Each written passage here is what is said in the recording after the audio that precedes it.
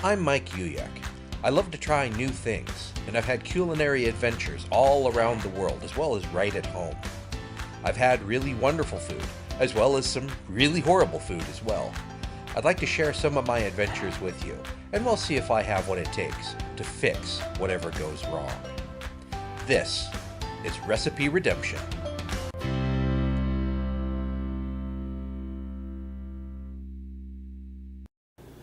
Greetings and salutations, fellow Redeemers. Mike Uyak here for Recipe Redemption. Today we're going to be looking at this. The Scandinavian sandwich. Let's take a look at how this is made. The so-called Scandinavian sandwich comes to us care of the 1972 edition of Better Homes and Gardens Jiffy Cooking Cookbook. And it is a bit of a conundrum in terms of why it's called a Scandinavian sandwich. Now here's why it's confusing. Here's how it's actually made. You take an English muffin, toast it, spread it with butter and mustard. Then layer on bologna, French-style green beans, and tomato slices. Place under a broiler for 10 minutes, then pull it out, put a slice of American cheese on that, and put it under the broiler for another couple of minutes until the cheese melts. Done. So right off the bat, I was surprised that 10 minutes under the broiler didn't burn my kitchen down. Pleasantly surprised. However, it is still basically a toasted cheese and bologna sandwich. Let's see how this tastes.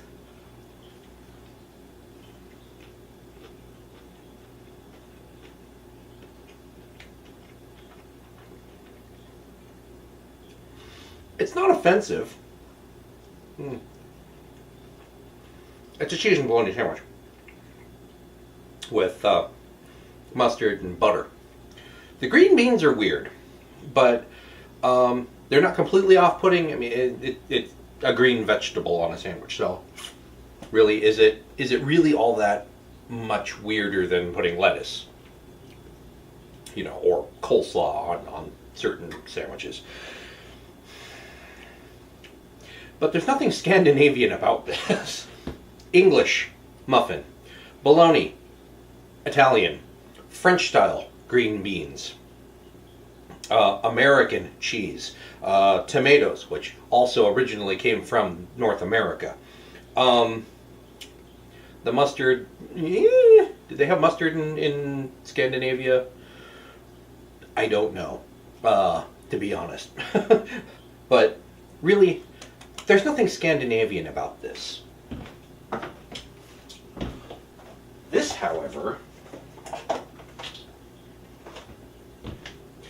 is. So, to redeem this almost fits into the category of too easy, because there already is a Scandinavian sandwich. I don't know if this was their attempt to Americanize it. It doesn't really bear any sort of semblance to the actual Scandinavian sandwich that is actually becoming more and more popular outside of Scandinavia. And it's called SMØRREBRØD.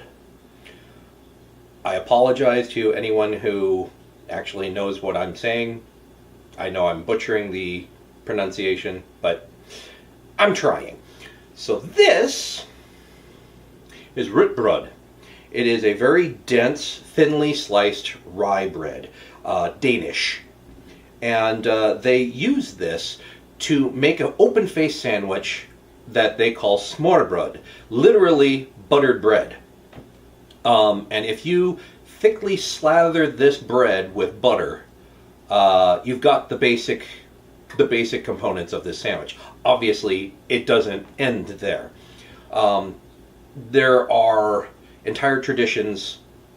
There are very specific rules about smørrebrød, but basically you butter the bread and you put a series of different toppings on it. You almost have courses for these open-faced sandwiches.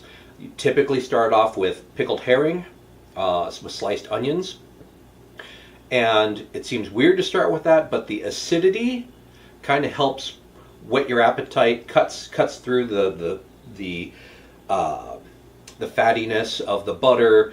It complements the sort of salty brininess, kind of complements the earthy tones of the bread itself, and prepares you for the courses to come. Second course, usually something like heavier meats, like roast beef or something. A lot of times with grated horseradish, sliced cornichon pickles. And then, not really a dessert, but a third course where you have something like a sort of a funky cheese, like a blue cheese, and maybe sliced pear. So that's basically what I did. Let's take a look. Start off by buttering the rye bread, and if you layer it thickly enough, you can leave tooth marks in the butter when you bite it, something the Danish call tandsmør, or tooth butter. Since Chris doesn't like pickled herring, for the first sandwich I opted for smoked salmon and capers. Gravlax would have been better, but this is what I had. Second sandwich is sliced roast beef, diced onion, and creamy horseradish. And the third, I used a fig preserve, sliced apple, and a good blue cheese. Yum!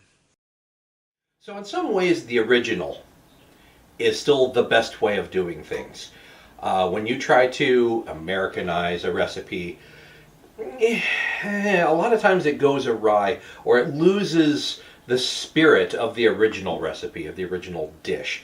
And especially if you're throwing ingredients that have absolutely nothing to do with the culture that you're naming the dish after, why do you bother?